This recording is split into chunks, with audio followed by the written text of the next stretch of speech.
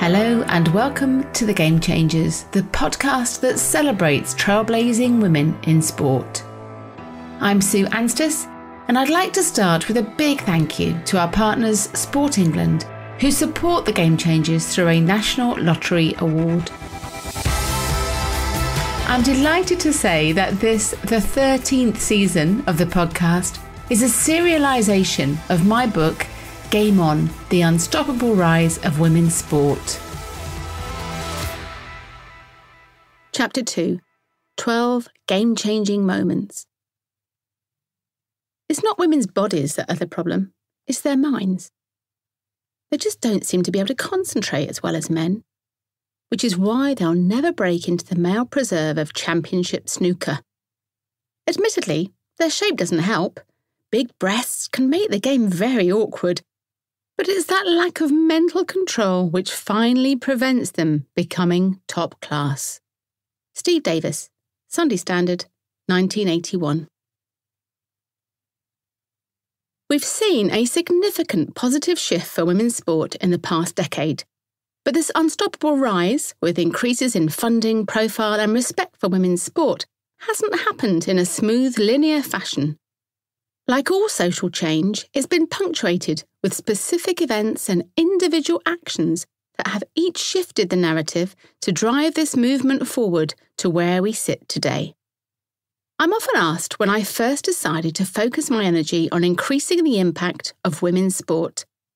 Had I always been frustrated about the inequalities faced by female athletes, the smaller sponsorship budgets, unequal media coverage, fewer opportunities for girls in sport? For me, it's been a gradual realisation. I'm embarrassed to admit that for most of my life, it was just something that I accepted. I didn't really question the status quo or feel I had the right to call it out. It was just what had always been for as long as I could remember competing and working in sport. Women's sport became a real priority and focus for me in 2012 with the London Olympics and the formation of the Women's Sport Trust charity. Looking back, over the years since then, there are a number of key moments which have had a significant impact on women's sport in the UK. Here are 12 of those moments which resonate most with me personally in terms of creating the positive change we see in women's sport today. You may have your own memories of the most important moments. I'd love to hear about them. Number 1. The London Olympics 2012. I'm clearly not alone in citing the 2012 London Olympics as a tipping point for women's sport. It was, after all, the first Olympics where women competed in all events. There were more women than men in the US team for the first time, with female athletes making up almost half of Team GB. Things have certainly moved on from the first modern Olympics in 1896, when all the competitors were men. Jacques Rogge, president of the International Olympic Committee, reflected that the London Games could undoubtedly trigger increased equality for women. Opening the Olympic Games to more women is not just a matter of basic fairness. The Games provide a global platform for female Olympians that inspires others to follow their example. More than 4 billion people, well over half the world's population, will have access to watch the London Games. About half of that audience will be women and girls, a gender balance few other major sporting events can hope to match. That global reach makes the Games a powerful force for gender equality. The fight for equality was on display from the very first night, when suffragettes, singing their anthem, March of the Women, entered the stadium as part of Danny Boyle's magnificent opening ceremony. It was also the first time countries such as Saudi Arabia, Qatar and Brunei sent female athletes to any Olympic Games. Some claim the small numbers of women from these countries, just 2 from Saudi, 4 from Qatar and 1 from Brunei, was tokenistic. But for me, their appearance sent a significant message that left women hopeful of improvements in the future. Other female firsts from London 2012 saw Nicola Adams become the first female Olympic boxing champion, the final sport to achieve gender equality, And that extraordinary night for women's football when Team GB beat Brazil at Wembley in front of a crowd of 70,584. The poster girl for London 2012, Jessica Ennis-Hill, won an extraordinary gold in the heptathlon on Super Saturday, with women changing perceptions in other sports too. How could you not get emotional watching Jade Jones' enormous passion as she celebrated her taekwondo gold?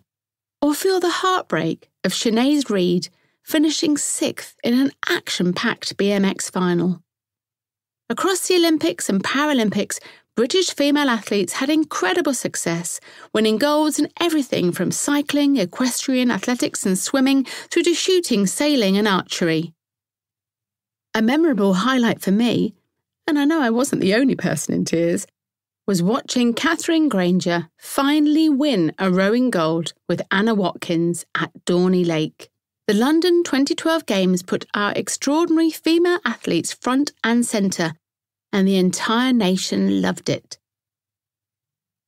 Number 2, Women's Sport Trust, 2013. For Tammy Parler and Joe Bostock, the co-founders of the Women's Sport Trust, it was the profile of women athletes during London 2012 that drove them to create their hugely influential charity. Tammy recalls her frustration when all the wonderful media coverage of female athletes we'd enjoyed that summer just dwindled away as the Olympics ended.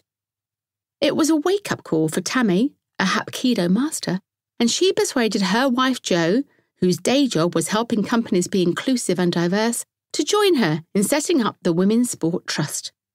I was lucky enough to get involved as one of the founding trustees when board meetings took place around the kitchen table in Jo and Tammy's home. What has followed in the past 9 years has been quite extraordinary. The impact of this small charity has been transformative for women's sport in the UK, and it's little wonder that both Jo and Tammy were awarded MBEs in the Queen's New Year's Honours List in 2019 for their services to gender equality in sport. I asked Jo to tell me more about how it all started. Tammy was a trigger, she was a catalyst, and she's the pure athlete and the one who really, from a sporting standpoint, wanted female athletes and sport to get the profile, coverage and investment it deserved. Jo told me the bit that she brought into the mix was around inclusion, systemic change, influencing. I think you get a lot of change done by connecting brilliant people to a brilliant idea and then just stirring. So much of WST's success has been relational. If you notice the system's a wee bit broken, so sport wasn't talking to sport, media to media and business to business, they weren't tending to mix much. We stirred them together and made it fun rather than boring. One of the most powerful phrases Jo uses, and she really is the queen of the superb soundbite, was that the Women's Sport Trust was the provocative glue. We bring people together as a catalyst for conversations behind the scenes. And moving women's sport from worthy to irresistible is a central goal of the WST, whether talking to sponsors, broadcasters, rights holders or sports governing bodies. The WST's work has included major events such as the powerful Be a Game Changer Awards, which celebrated the visionaries and game changers driving the future of women's sport at all levels and used their example to inspire action from others. Partnerships have also played an important role. In 2017, the charity partnered with Getty Images to increase the visibility of female athletes and women's sports, while also challenging the way in which they are portrayed in imagery. Activities included new creative and editorial collections focusing on women's sport, 2 paid internships, and the establishment of new visual guidelines for the industry. In 2018, WST launched the Show Up campaign with Sky Sports to encourage everyone to show up and support women's sport by watching, attending, or playing. The #OnSide campaign also launched that year in partnership with the Rugby Football Union, with an ambition to engage men and boys as role models to speak up and take action to support women and girls in sport. The summer of 2020 saw the launch of the charity's potentially most powerful campaign to date, Unlocked. It paired 41 elite female athletes who all wanted to be changemakers within and beyond their sports, with 41 leading figures from business, sport and media. The impact it had on the lives and reach of these athletes exceeded even our most ambitious expectations. I'm delighted that Unlock 2 is now underway. Finally, during COVID-19, the WST's Ambition Project brought together 54 leaders from across sport, including media, brands, agencies, sports rights holders, national governing bodies and athletes, to consider what needs to change in order to achieve our ambition for women's sport. The resulting report and recommendations were shared across sport in 2021. I'm incredibly proud to be a trustee of the Women's Sport Trust.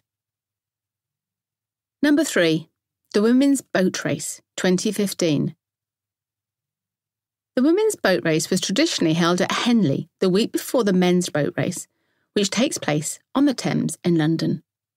This annual rowing race between Oxford and Cambridge University's women's boat clubs had first taken place in 1927, when the Times reported that large and hostile crowds gathered on the towpath, objecting to the women rowing.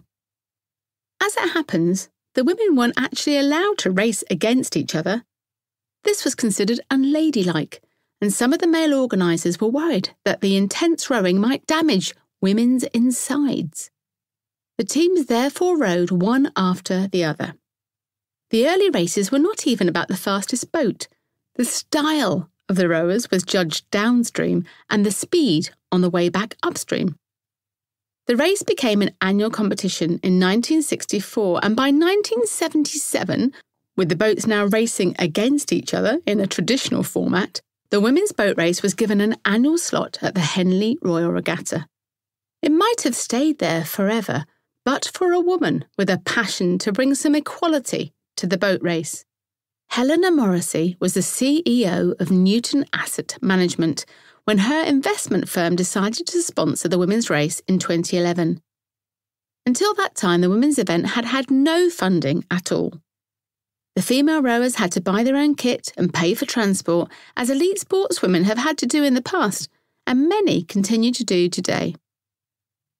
When Newton's parent company, BNY Mellon, later took on the entire sponsorship of the boat race, Helena Morrissey insisted on a few conditions.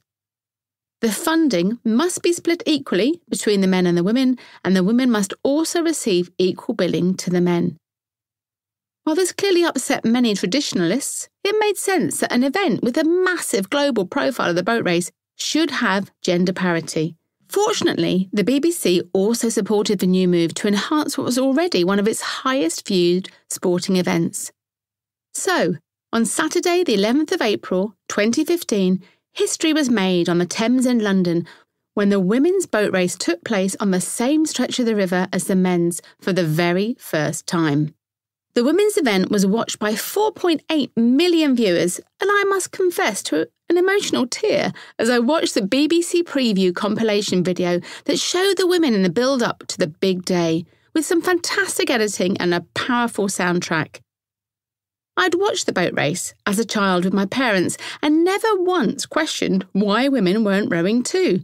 It now seems so significant to witness them finally receiving equal billing alongside the men.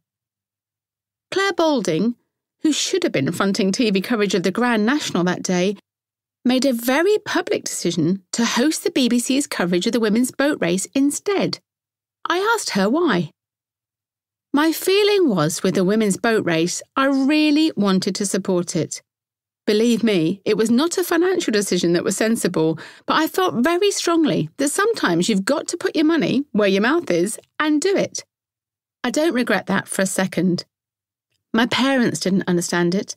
A lot of people in racing didn't understand it, but that's what I wanted to do. I appreciate that for many people, the perception of the boat race is that it's just a bunch of privileged Oxbridge toffs racing on the water. On some levels, it's hard to disagree with this analysis. That said, the women's boat race in 2015 makes my top 12 because it demonstrated the power of corporate sponsorship to drive gender equality in sport on an enormous global stage. Number 4. GB Hockey Gold, Rio 2016. Hockey has been a part of my life for many years. Not as a player, I'd only played a little in school, but I was welcomed into the hockey family when the sports PR agency I ran began working for the national governing body in 2011. I had the privilege of working with England and GB Hockey in the build-up to 2012, and then in the years that followed, helping to raise the profile of campaigns including Back to Hockey, Hockey Fest, Rush Hockey and Team Up, all driving grassroots participation in the sport. At the London Olympics, the GB women had won an emotional medal. Their heroic captain, Kate Walsh, later Richardson Walsh, was hit in the face by a stick at the opening match against Japan, but returned after surgery to fix her broken jaw to lead the team to bronze. 4 years on, in 2016, and the team were ranked as one of the best in the world as they headed to compete in the Rio Olympics. The team progressed smoothly through the 2 weeks of competition to reach the finals without losing a single match, and support for them was building at home in Britain. For many viewers, the sight of these incredible, strong women sprinting and diving and powerfully striking balls was in stark contrast to the jolly hockey sticks image many had of the sport. The final, on Friday, the 19th of August, was against a formidable opposition, the Netherlands, who were hoping to win a third straight Olympic gold. The hugely competitive match finished 3-3 in normal time, with Maddie Hinch, our extraordinary goalkeeper, having made some remarkable saves. By the time it came to the penalty shootout, almost 10 million Britons were tuned in. The BBC's 10 o'clock news was delayed for the coverage as the nation held its breath and collectively realised that a penalty in hockey was not just a matter of stepping forward and striking the ball. After what felt like an eternity, with Maddie Hinch saving all the Dutch penalties and Helen Richardson-Walsh scoring a penalty strike, it was down to Holly Pern-Webb to step forward for the final decisive penalty. The moment at which she scored, and GB women won their first ever Olympic gold, will stay with me forever. In writing this, I thought it only right to watch that penalty shootout again. Even though I knew the outcome, it's still nail-biting to watch and so emotional to see the GB women and their support staff celebrating afterwards. Kate Richardson-Walsh, again the GB captain, gave an interesting response when I asked her how she felt as the team gathered for the penalty shootout. When the final whistle went, I celebrated, maybe a little too much, because I genuinely believed in that moment we had this. And I believe that because we'd beaten the Netherlands on penalties at the European Championships the year before. We'd also beaten them on penalties at the European Championships in 2013. So in the lead up to Rio, at all major tournaments, we had a really good set of results against the Dutch. Coupled with the fact that I know how much statistical analysis, video analysis, practice on the field the goalkeepers and our penalty takers had all done. One of my abiding memories of the whole games is Kate, on the podium, lined up with the entire team, holding her gold medal in both hands and gazing at it emotionally. What was she feeling in that moment? Just so grateful and proud. It was almost a very quick flashback through everything I'd been through to get to that point, and then not just me, also reflecting on all the women around me, the women that weren't there, who hadn't been selected, the women who had gone before us. It was just that whole journey, I think, in that moment. The women's bronze in London and gold in Rio drove thousands of women and girls to start or restart playing hockey. I asked Sally Mundy what she's most proud of from her time as CEO at England and GB Hockey. It's not actually about the gold medal. It's about how our sport used that gold medal and used the bronze medal of 2012 to engage with our clubs and our hockey family to drive more participants. That's what I'm most proud about. Number 5, Muirfield, 2017. It was March 2017 when Muirfield, one of Scotland's last men-only golf clubs, finally allowed women to join for the first time.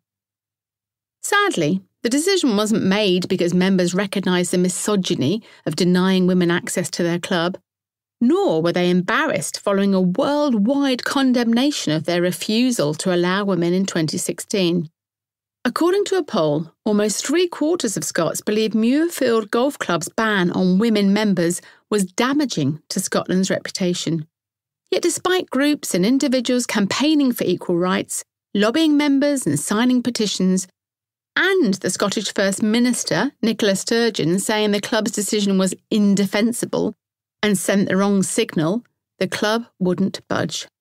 No, the change of heart occurred only when the club was denied the right to host the prestigious Open Championships if it did not comply. The club had hosted the Open 16 times in the past, but golf's ruling body, the R&A, removed Muirfield as a potential host venue when it failed to allow women to join in 2016. Funnily enough, only weeks after the R&A announced its decision, Muirfield members voted to change the rules to allow women members. When it comes to gender equality, it seems that money talks. Following the club's change in policy, the R&A immediately announced that Muirfield was once again back in the rotation to stage the world's oldest major. Henry Fairweather, the club captain at the time, said it was a significant decision for the club, which retains many of the values and aspirations of its founding members. I'm not sure the values and aspirations of those founding members in 1744 included gender equality in any format. Recognising the significance of the vote, Nicola Sturgeon congratulated the club, tweeting, "Well done, Muirfield. Decision to admit women members, emphatic and the right one. Look forward to seeing you host the Open again in the future." Scotland is a modern country that wants to see gender equality become the norm across all parts of society, and today's decision is another step forward in that journey. Tracy Crouch, then UK Sports Minister, added, "This decision sends out an important message. It's vital that clubs and sports organisations play their part in promoting equality." For a sport that's desperate to modernise and bring more women on board, this was an important move in the right direction. Finally, in what could be viewed as a significant turnaround for the club, it has been announced that in 2022, Muirfield will host the Women's British Open for the first time. Number 6. The ban on walk-on girls, 2018.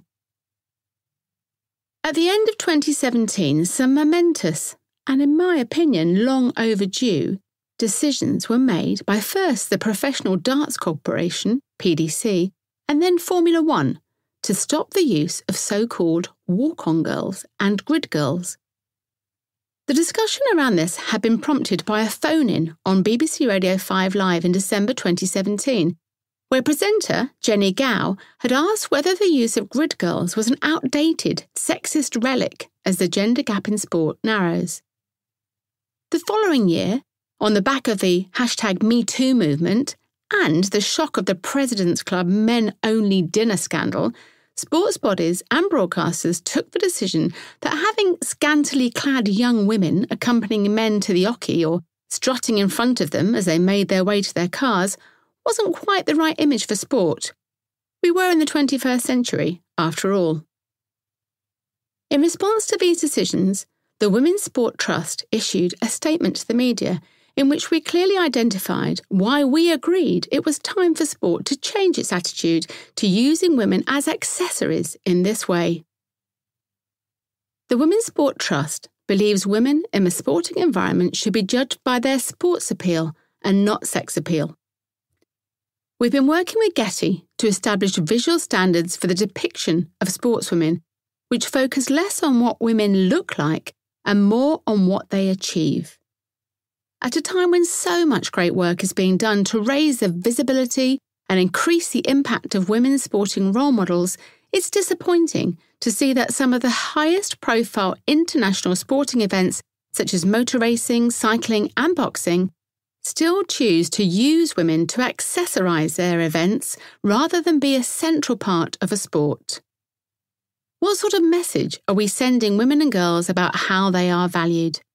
We're asking them to look at and admire the successful, talented, strong men taking part in the competition, whilst the role of women is purely based on their physical appearance. Whilst respecting a woman's right to choose what she does with her own body, we believe there is a clear role for every kind of woman and girl within sport, excelling, competing, and winning medals. We want sport to be a place where women of all shapes, sizes, and backgrounds feel welcome and able to actively participate. Sport mirrors and magnifies society. If we depict women in sport in a way that reinforces a narrow stereotype, we add to the pressure young girls in particular feel to look and act a certain way. If we depict women in a central, powerful, and sporting role, we create a positive, modern, and accurate image to inspire others. We're confident that the more savvy marketeers and sponsors will recognise that in the 21st century, the presence of grid girls is unacceptable and off-putting for many men and women. By continuing the outdated practice, the likes of boxing, cycling, and motor racing are potentially missing out on an opportunity to engage new audiences and excite new fans. The backlash to this statement was astonishing, as the tabloid media jumped on board and stoked a battle between the nasty feminists and the victimised glamour girls. Such was the vitriol for the Women's Sport Trust on Twitter that I joked about having a t-shirt printed with fat, hairy, vegan, lesbian feminazis to highlight some of the name-calling our trustees had received on social media in the weeks that followed. It was about this time that I first came across Stacey Copeland, a former England footballer who is now a professional boxer. I heard Stacey talking about the issue on a BBC 5 Live interview call-in, and I was in awe. She was so calm and articulate about the whole subject, despite being faced with some very angry walk-on girls in the studio. Stacey explained to me why she felt the need to talk about the subject. I felt strongly about ringside girls from the very beginning. The only time I saw women in my sport was when they were dressed in very sexual outfits, walking around a ring with a piece of cardboard with a number on it. And that bothered me.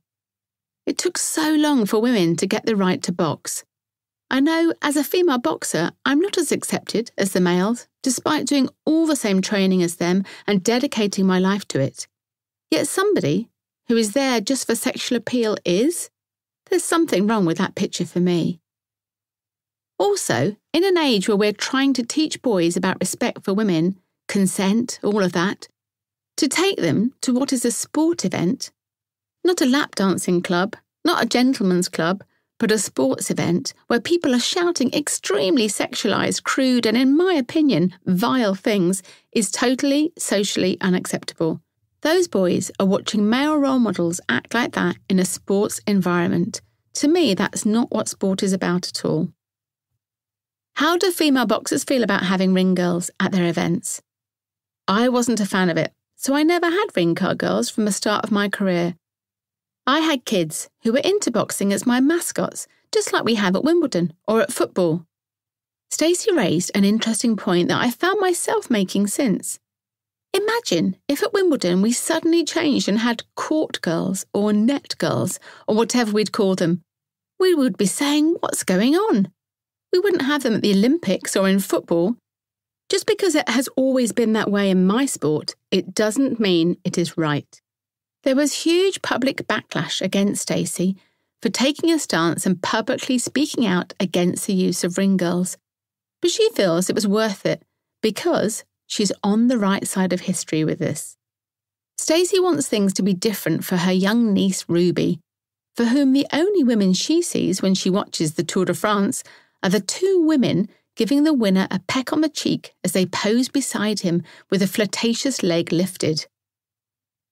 I want her to grow up not seeing that.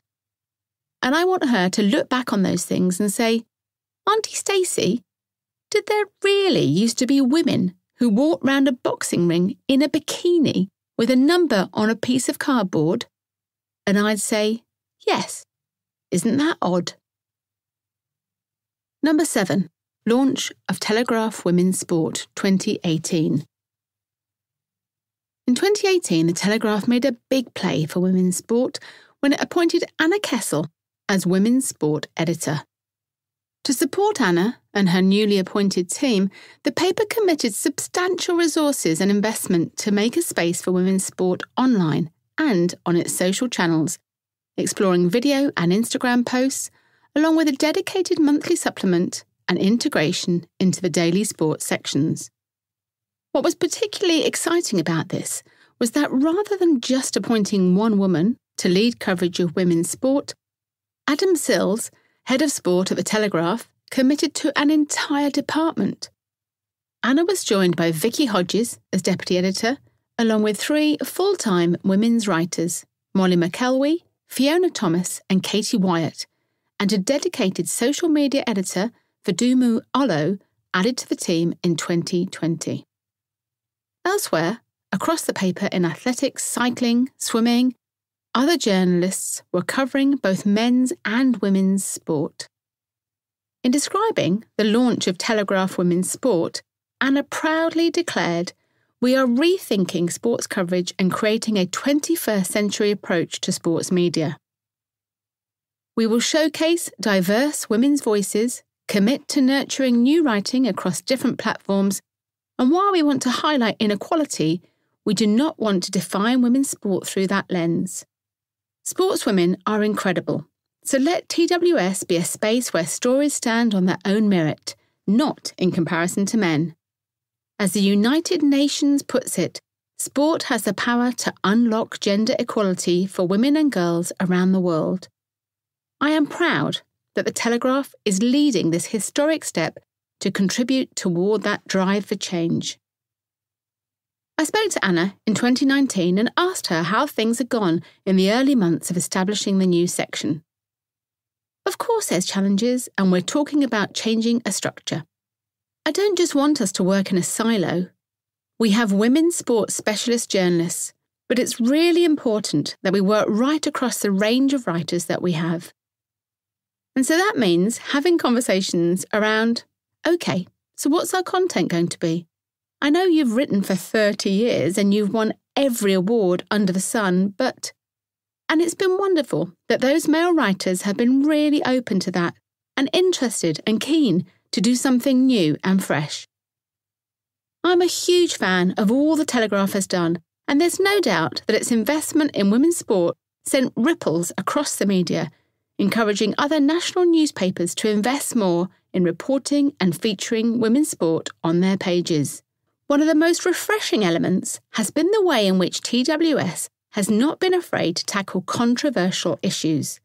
From menstruation, motherhood and sexual abuse through to concussion, racism and fat shaming, the team at the paper have covered topics that impact women and girls far beyond the world of sport.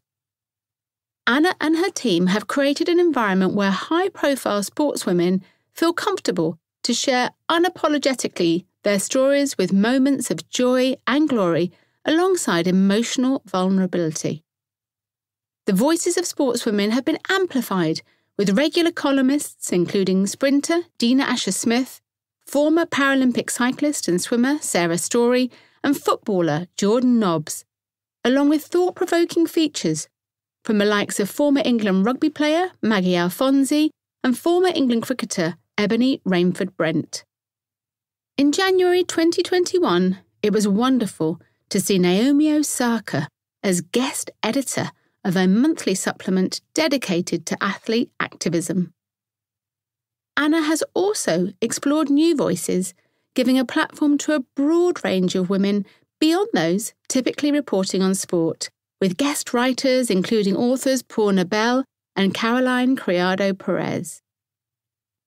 TWS has helped to address the underrepresentation of women's sport, giving 29% more coverage to women's sport in its first year than any other newspaper.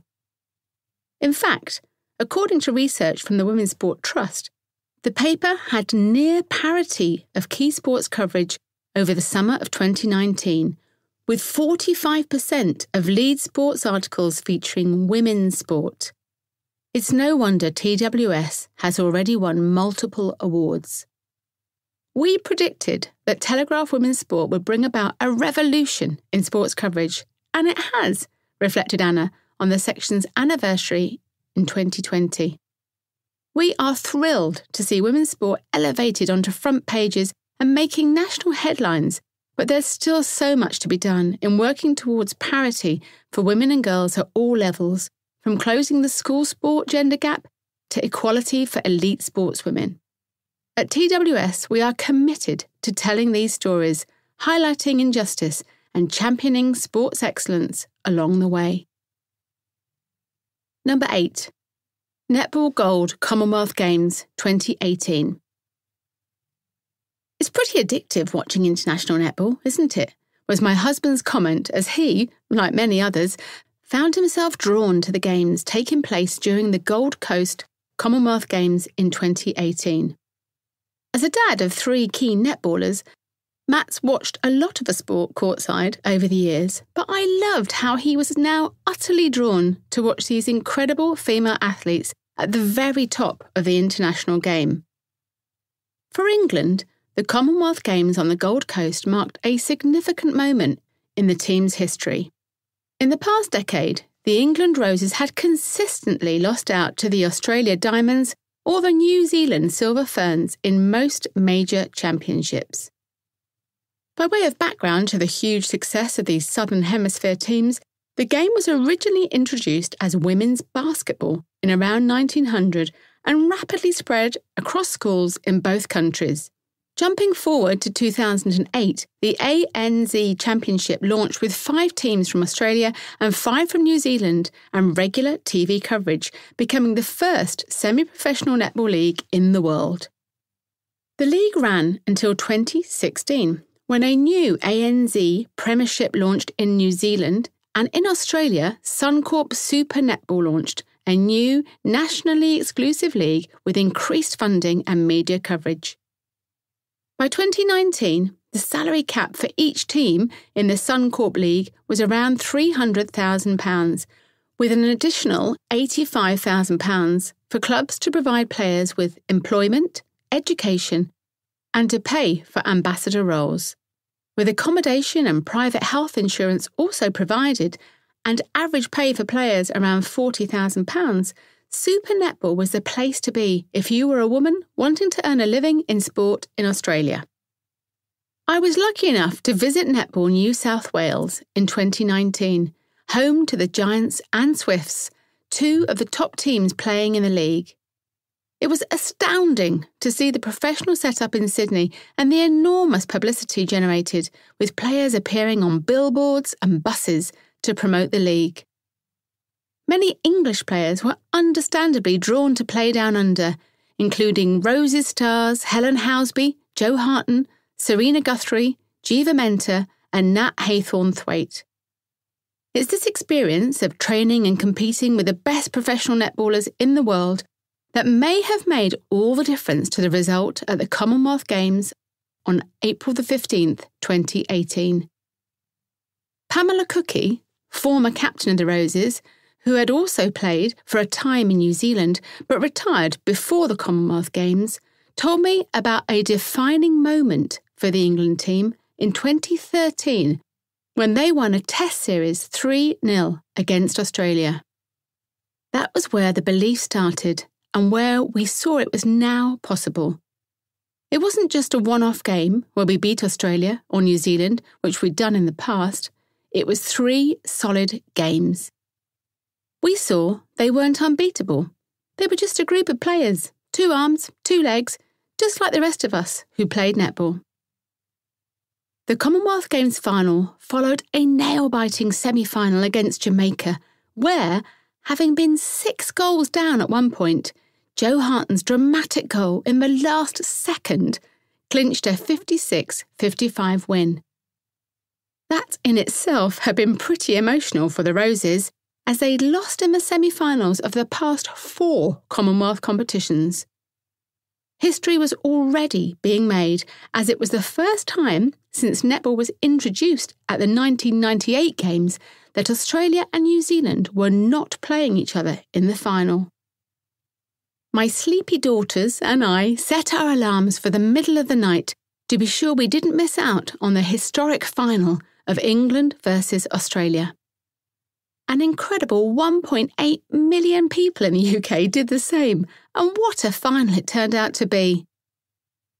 I was beginning to lose hope a little in the final quarter when England fell 4 goals behind. But they made an impressive comeback, and with just 20 seconds on the clock, it was 51-51, and England were taking the final centre pass. With just 5 seconds to play, Jo Harton missed a shot, and then so did Helen Housby. In terms of what then followed, you couldn't have written a better piece of sporting drama. The buzzer sounded, but a penalty shot was given for a contact on Housby. She calmly shot the goal that won Commonwealth gold. As a shooter, you dream of that moment. Commonwealth Games final, last-second goal, but you never believe it's really going to happen. It's the best day of my life, she later told the media. What followed in the coming months, and why that moment makes my top 12, was the profile that netball received in the UK and the enormous increase in women and girls playing the sport. The year closed with a final netball highlight, with the Vitality Roses winning 2 awards at the BBC Sports Personality of the Year Awards. Having been awarded Team of the Year, the Roses went on to beat the England men's football team, Alistair Cook, Tiger Woods and Tyson Fury, with the most public votes to win Greatest Sporting Moment of the Year. What a wonderful inspiration for any young and old netballers watching that night to hear the words of England captain Amma Agbezi. It's been a very long journey. Billie Jean King said that you stand on the shoulders of those who went before you, and we're very tall girls. We've been standing on a lot of shoulders. Number 9. Barclays' sponsorship of the FA Women's Super League 2019. In what I feel was a watershed moment in 2019, Barclays announced the biggest ever investment a brand had made in women's sport in the UK. The multi-million-pound partnership with the Football Association, worth over £10 million, saw the top tier of women's football renamed as the Barclays FA Women's Super League from the 2019-2020 season through to July 2022.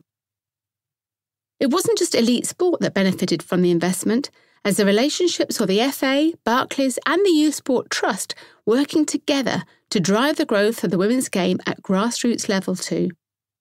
Barclays became the lead partner of the FA Girls Football School Partnerships, a nationwide scheme to increase girls' access to football at school, with the ambitious goal of all girls having equal access to football in schools by 2024. Commenting on the deal at the time of the launch, Jess Daly, Group CEO of Barclays, said, "Barclays' multi-year investment is also our salute to the professionalism of the FA Women's Super League players, and we hope it will help take the game to new heights, making England's domestic league a world leader. Our commitment to women's and girls' football at a crucial time in its development goes beyond pure sponsorship. We believe it can be a key to increasing participation, development, and the wider visibility of the female game." In addition to this huge public deal, Barclays also supported other organisations working behind the scenes to drive equality in the world of football.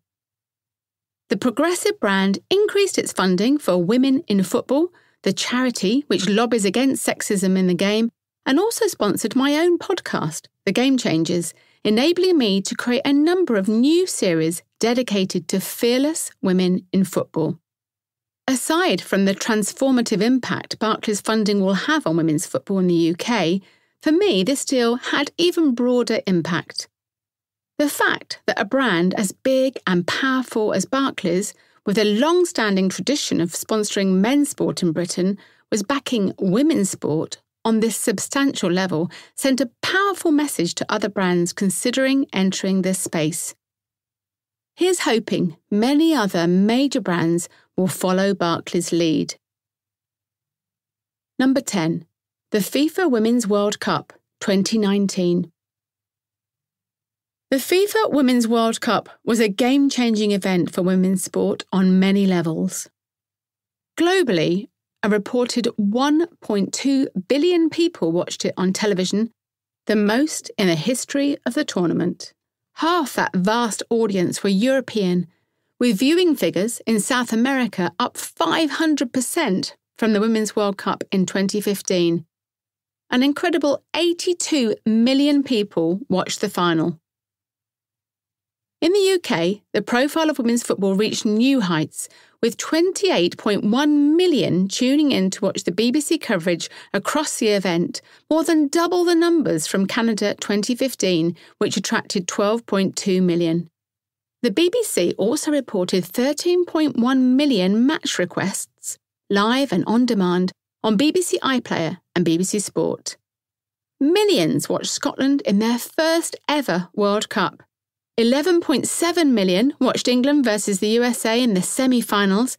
If only we'd made the final, just think what the numbers might have been then. With a gender split of 62% male and 38% female for the total tournament audience, it was clearly not just women watching women's sport, as critics sometimes claim is the case. As players like Steph Houghton, Ellen White, Karen Bardsley and Lucy Bronze became household names in England, this was the moment that propelled Megan Rapinoe to global stardom. Already established as a much-admired athlete activist for bravely being the first soccer player to take the knee in support of US football quarterback and civil rights activist Colin Kaepernick, it was her Twitter spat with US President Donald Trump that made us love her even more. Rapinoe had openly told reporters that she would not visit the White House if the US women's team won the World Cup. Her comments later went viral on social media when a video was released ahead of the quarter-final against France, where she said to the camera that she was not going to the fucking White House. Trump couldn't resist taking to his beloved Twitter to respond. "I'm a big fan of the American team and women's soccer, but Megan should win first before she talks. Finish the job." And she did just that, scoring a penalty in the final and winning the Golden Boot and Golden Ball in addition to the team trophy. And she didn't go to the White House. Number 11. Fallon Sherrock at the PDC World Championships 2019. After all the furore around the PDC deciding to stop using walk-on girls in darts in 2018, only to see they were still employing plenty of young women in skimpy shorts waving pom-poms as the official PDC darts dancers, I have to say, watching the darts wasn't a priority for me around Christmas 2019. That all changed with the arrival of Fallon Sherrock. There are a few firsts left for women in sport, but one that made global headlines was when, on December the 17th, 2019, Fallon Sherrock became the first woman to beat a man at the PDC World Championships, held at Alexandra Palace in London. What a pleasure to see the hundreds of noisy men in the crowd finally celebrating a woman for her talent and skill rather than the tightness of her top or the length of her legs. Fallon beat Ted Everts 3-2 in the first round of the 2020 World Championship and spectacularly followed this up with a 3-1 win over 11th seed Mensur Suljovic in the second round. She finally lost 2-4 to Chris Dobby. Becoming a poster girl for the sport literally overnight, the affectionately named Queen of the Palace received supportive messages from the likes of Billie Jean King, with media from all over the world wanting to talk to her. Her Twitter following shot up from 15,000 to 100,000. She even appeared on Good Morning Britain the day after her first victory, winning more of the nation's hearts by beating Piers Morgan live on the show. Did he really think he stood a chance? I asked sports reporter Jackie Oatley, who's covered darts for many years, if she thought that Fallon's success would open the door for other women in the future. Well, this has been an absolute revelation because there aren't too many sports firsts left, are there? She was so cool and so calm, and with the darts being such a meritocracy, it's not like football where you can't have men playing against women. You can absolutely have women playing against men in darts. There is that psychological barrier for the men.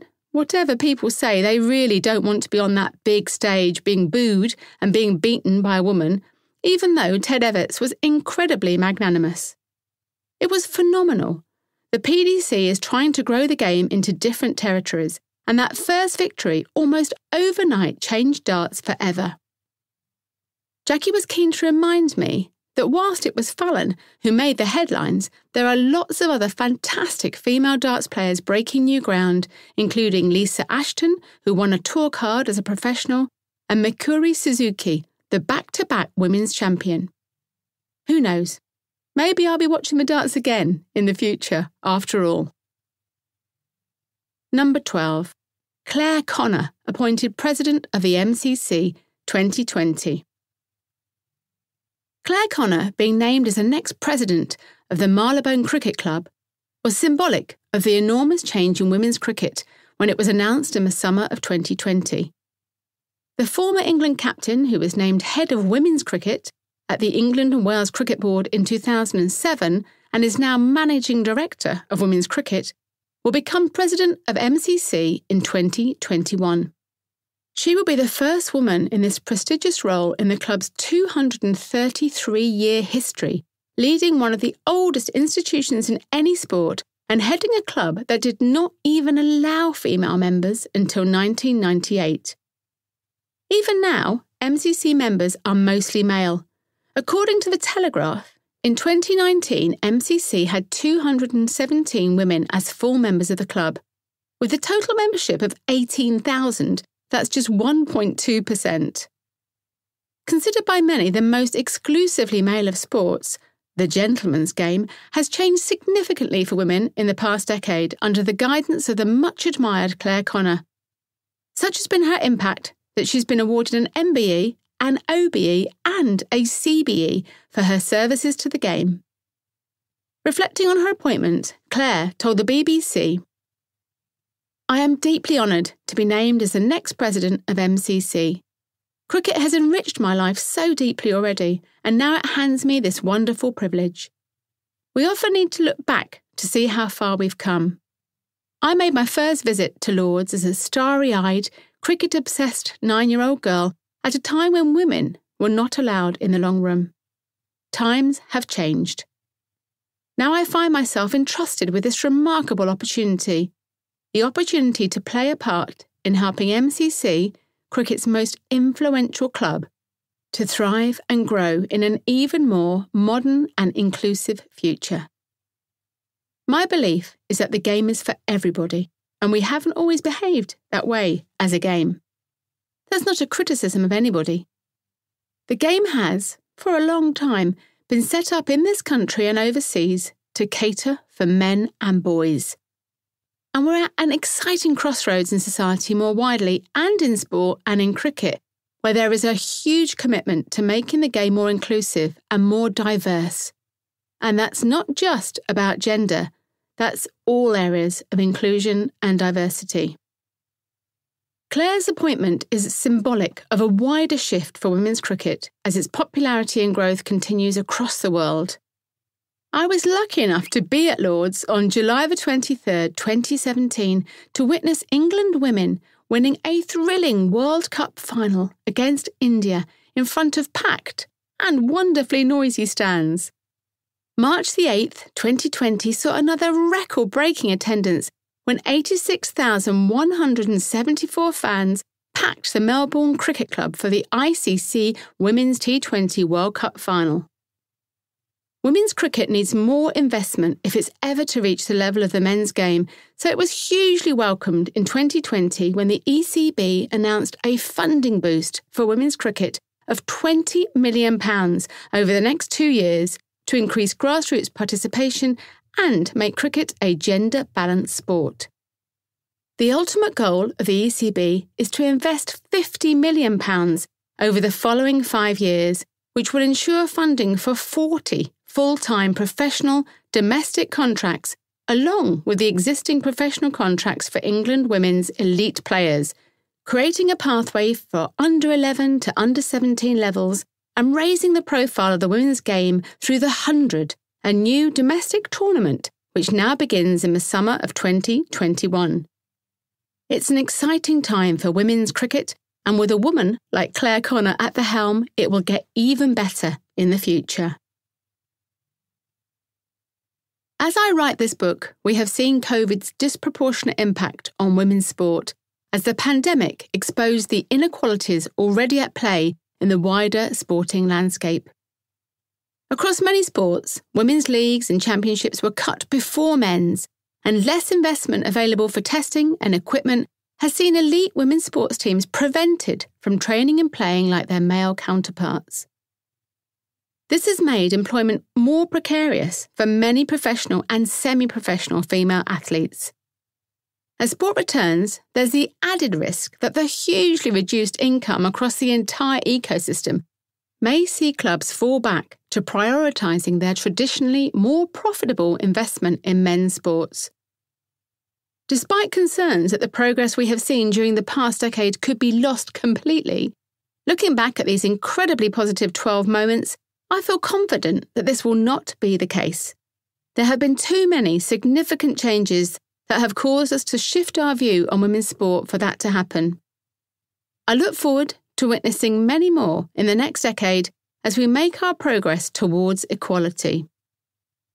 As stated by UN Women in their report COVID-19, Women, Girls and Sport Build Back Better, women and girls must be equally participants and leaders in the process of building back better, so their gains are not lost and a better future for all becomes a reality, where women and girls can participate in, work with, govern and enjoy sport on an equal playing field.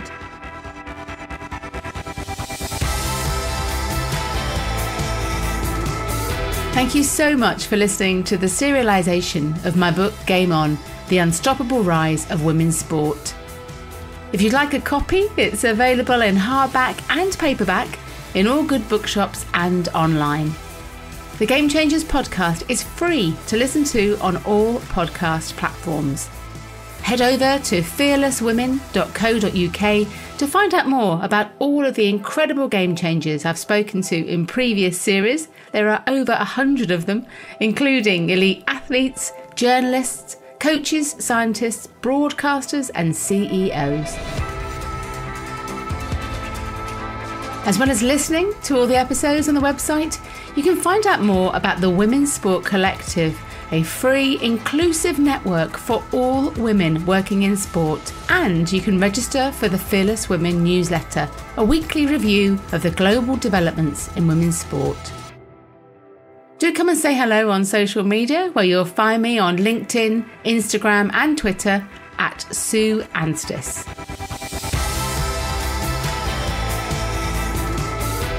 Finally, if you've enjoyed the podcast, I'd be so grateful if you could do two things.